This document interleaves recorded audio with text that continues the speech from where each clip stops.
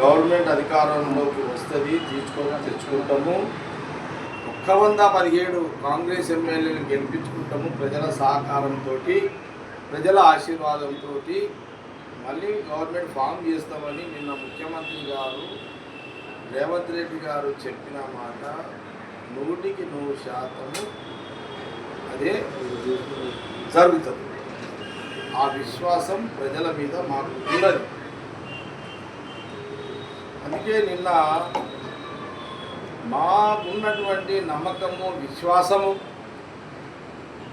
Congress party మళ్ళీ అధికారంలోకి వస్తుందని మా యొక్క ఆలోచనని ముఖ్యమంత్రి హోదాలో రేవంత్ రెడ్డి గారు చెప్పడము, అది ఎన్నికలు 2.5-3 ఏళ్ళు ఉన్నప్పటికీ చెప్పడము కార్యకర్తల్లో, నాయకుల్లో ఇంకా చురుగ్గా పనిచేయడానికి ఈ యొక్క స్టేట్మెంట్, అది కాకుండా ఒక విశ్వాసం. ఎందుకంటే మా గవర్నమెంట్ మేము మ్యాక్సిమం కాంగ్రెస్ వచ్చిన తర్వాత ఎన్ని చేయాలో అన్నీ చేసినాం, మెయిన్ అన్నీ చేసినాం, కొన్ని ఉన్నాయి చేస్తాం. పోయినా కేసీఆర్ గవర్నమెంట్లో కూడా వాళ్ళు అన్నీ చేయలేదు, చేసే ప్రయత్నం చేయలేదు. ఇక్కడ డబ్బులు లేకపోయినా ఖజానాలో సమకూర్చుకొని కాంగ్రెస్ గవర్నమెంటు అన్ని కార్యక్రమాలు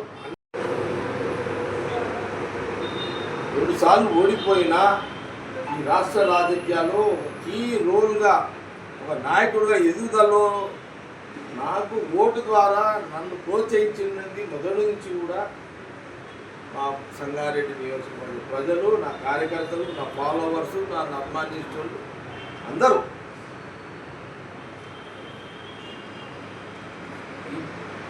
నేను ఇప్పుడు చాలా సందర్భంలో దసరా కూడా చెప్పినా, మళ్ళీ మీరు అడుగుతున్నారు కాబట్టి మళ్ళీ చెప్తున్నాను.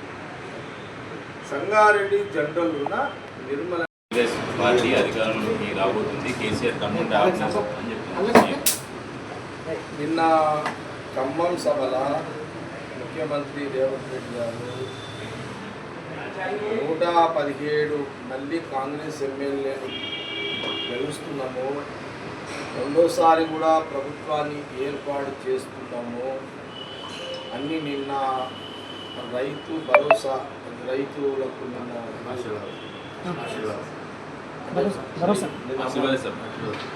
డబ్బులు వేస్తున్నాము.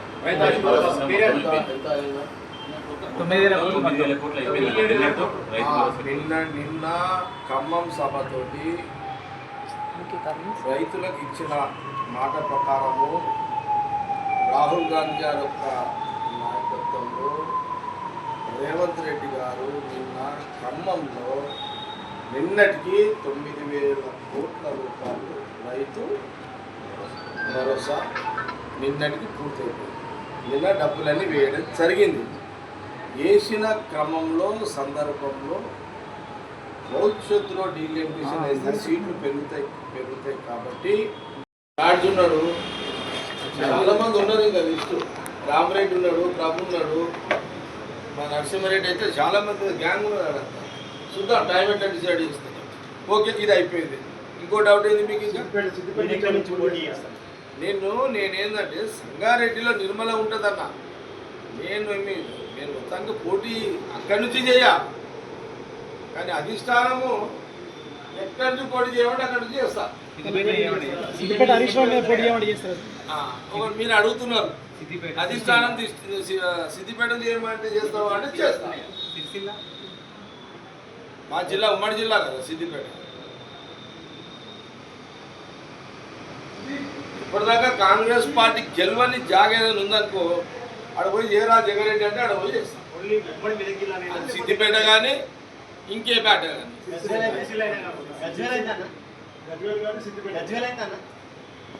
గజ్వేల్లో నర్సరెడ్డి ఉన్నాడు కదా, ఒకవేళ పార్టీ చెప్పుదా ఆడ ఆల్రెడీ ఉన్నాడు. ఆడు ఉన్నాడా బాబు? నర్సరెడ్డి ఉన్నాడు, నర్సరెడ్డి కూతురు ఉన్నది. సరే, ఎమ్మెల్యేలు అంత గోపులు కాదంటున్నారు. ఇప్పుడు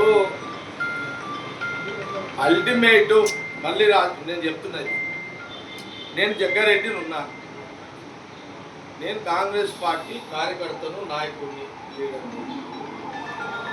నేను ఎక్కడ దాకా పనితనం దగ్గరనే, నేను పని చేసే దగ్గరనే తోపుని, పని చేసుట్ల తోపుని, కానీ డిసిషన్ల తోపుని కాదు. డిసిషన్ల తోపు ఎవరు? Party high command. పార్టీ హైకమాండ్ ఎవరు?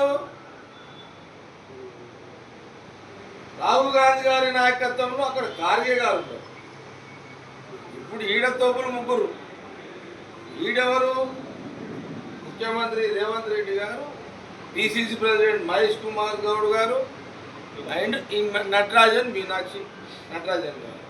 వీళ్ళే. తర్వాత జిల్లాలకు పోతే జిల్లా ప్రెసిడెంట్. అర్థమైంది కదా? ఇప్పుడు నేనున్న సపోజ్ జగ్గారెడ్డి, నేను బయట పెద్ద తోపు కావచ్చు. నేను ఎమ్మెల్యే గెలిచిన తర్వాత 4.5 ఏళ్ళు నాది నడుస్తుంది. ఎందుకు? ఎమ్మెల్యే కాబట్టి. మళ్ళీ బీఫామ్ రాగానే మళ్ళీ ఎవరిది నడుస్తుంది ఇక్కడ? మళ్ళీ పిసిసి, సీఎం రేవంత్ రెడ్డి, మహేష్ గౌడ్, మళ్ళీ నటరాజన్ ఢిల్లీ ఏఐసిసి. అందుకే పర్మనెంట్ ఎవ్వడు తోపుగాడు. అల్టిమేట్ ఫైనల్గా డిసిషన్ మేకర్. డిసిషన్ అంటే ఎవరు? టికెట్ ఇచ్చేటోడు. అసలైన మొగడు టికెట్ ఇచ్చేటోడే. అర్థమైందా? ఇప్పుడు నేను జగ్గారెడ్డి ఉన్నా, నాకు ఆ టైంకి నాకు టికెట్ ఇవ్వకపోతే ఏం చేస్తా? ఎగిరిపోడే దా.